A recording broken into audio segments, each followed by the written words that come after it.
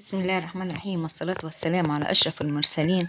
درسنا النهاردة هيكون عن 4 كلمات متشابهين النطق ولكن في الكتابة والاستخدام والمعنى مختلف تمام. يلا بينا نتعرف عليهم ونستخدم وازاي نقدر نستخدمهم في الجملة ونجيب أمثلة توضيحية. أول كلمة عندنا كلمة تو هنا يعتبر حرف جار بمعنى إلى لو جه وراه مكان.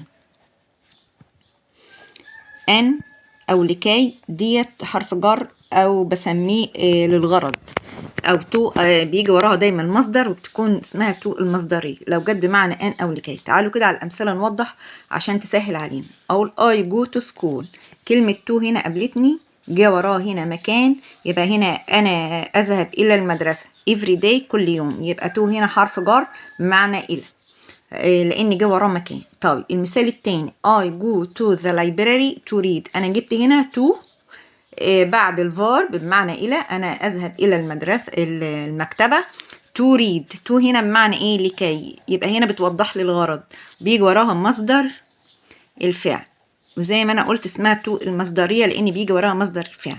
طيب I want to play piano، أنا أريد أن ألعب بيانو، يبقى تو هنا بمعنى أن وبرضو بتؤدي إلى إيه؟ الغرض، وجه وراها إيه؟ مصدر الفعل. يبقى ده بالنسبة لتو. طيب عندنا التانية كلمة عندي اللي هي تو، اللي هي دبل أو. تو لها معنيين، بمعنى جدا أو أيضا. تعالوا نشوف الجمل اللي ممكن تديني نفس المعنى.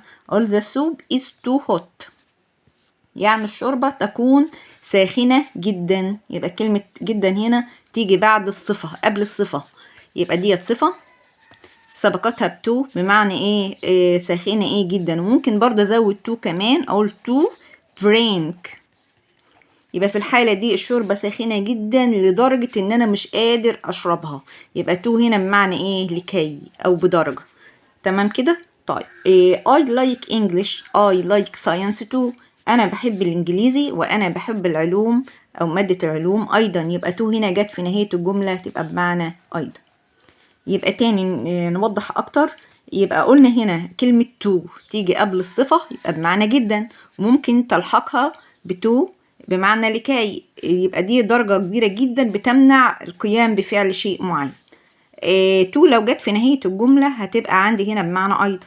طيب عندي كمان تو كلمة التالتة، ده ببساطة كده أنا عارفاها اللي ايه؟ رقم 2 بالنسبة للأرقام. يعني مثلا لو عايزة أقول I have two brothers، يعني أنا لدي أخين، يبقى تو هنا حددت لي إن أنا عندي ايه؟ 2 من الأخوة الأولاد.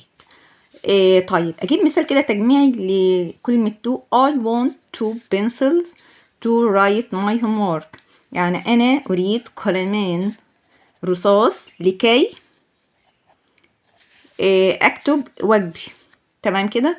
طيب تو المعاني الأخيرة اللي هي تي أو إي، تو هنا بمعنى إصبع القدم. لو جبت مثال أقول إيه؟ my two hurts، يعني إصبع قدمي يؤلمني أو مجروح.